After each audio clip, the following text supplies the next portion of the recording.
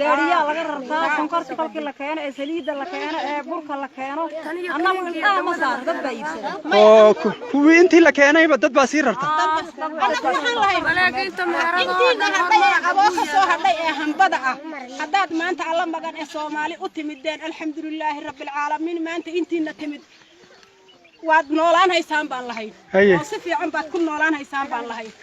alxamdulilaahi ee bacol in colnama eryahayo way low laakiin wax col ka daran oo ka dhib badan baan haysta maxaan haysta baahiyo dhibaataan haysata maalkanagi waan ka nimid hadii ragganagi waan ka nimid inta nadii timid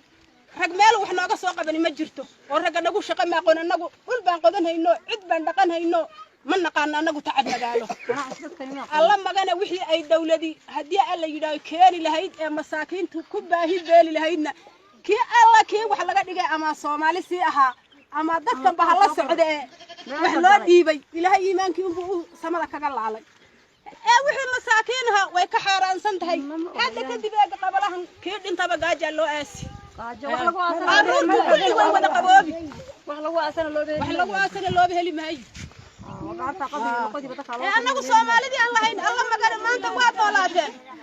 ma ana noolaana maanta waan dhimano waan lagu tilmaamay oo maanta maalintu balbalayti baabeen baan la odhan taasi un hal naga hadhay wali bana dawladaha kale noo gudbiyaa dawladda ka codsan lahaydeen hadayna wax noo qaban karin oo inana kafaala qaadi karin